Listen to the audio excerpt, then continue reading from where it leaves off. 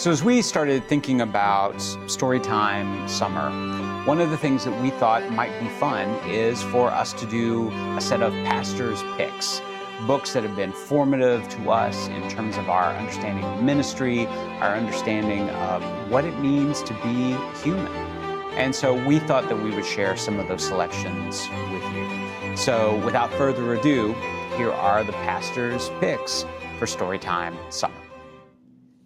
Hello, I'm Wendy, and I am excited to share with you about some of my pastor picks. Two of them that I'm sharing with you today could really go hand in hand. We have Rest is Resistance, a manifesto, and also The Ruthless Elimination of Hurry. And both really, in different ways, address how our world is so contrary to how we should be. That we're always in a hurry, there's so many things to do, stay busy, no time for rest. But really, that kind of life is not good for our bodies, our souls, our spirits. Even here's a really good quote from this book.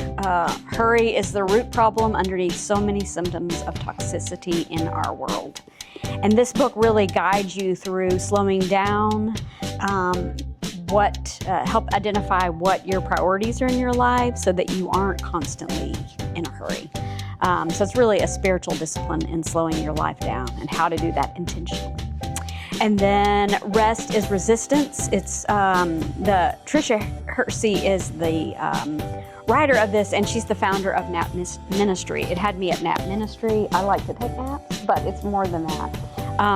That really being restful is being resistant to the machine of capitalism. That, in a lot of ways, we're supposed to be these machines that are always on the go. But no, we need to stop and rest, and we aren't machines. And she really comes from the perspective of a Black womanist as well, and so it's also a very helpful book to read that perspective and understand that perspective as well. But both of these books were very transformative for me, and I highly recommend them. This book, To Know As We Are Known, by Parker Palmer, is one of my favorite books that I have read in my years as an educator. This book have gone back to multiple times. It's very highlighted, and it looks like it's been worn because it has. It's a book that talks about how wisdom and education go together and how compassion is a part of our learning process.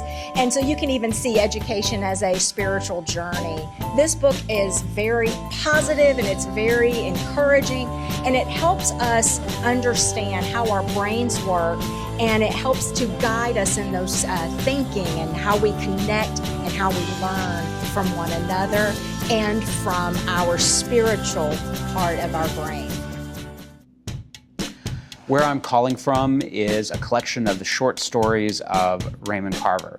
And Carver was considered to be the 20th century master of the short story. He writes these incredible, beautiful, short little stories that are almost like parables. They are open to all sorts of interpretation. They create memorable characters, and they really wrestle with so many of the things that we wrestle with in our day-to-day lives. Cathedral may be one of the most beautiful stories that I've ever read, and it's included in this volume as well. The Art of Gathering by Priya Parker is one of my favorite books of all time. It just gave me a whole new perspective in how we invite people to spaces, that when we gather, it isn't just about, hey, you should come to this event, but having a beginning and an ending, having some intentionality around what your conversation is about or what you're doing actually allows people to engage with your gathering better. And so it was very enlightening for me and has shaped the way that I think about how I engage with doing ministry and would engage with any kind of activity or gathering that I'm a part of, and I really love it. I hope you enjoyed the pastor's pick for this week. These have been books that we have thought about a lot in terms of putting in conversation with the Bible, in terms of putting in conversation with our own personal walks of faith. I hope that you'll join us in July. The sermon series is going to be Short Stories by Jesus, which is inspired by a book by Amy Jill Levine, who was a professor of New Testament at Vanderbilt Divinity School. And Dr. Levine focuses on the parables of Jesus and calls them short stories because they do the sort of thing that fiction does. They make us think, they give us questions, they open up new possibilities to how we see the world, how we see our lives, and how we think about the God who creates us in love. So I hope to see you this month as we are playfully looking at these texts and what they tell us about who we are as a community of faith.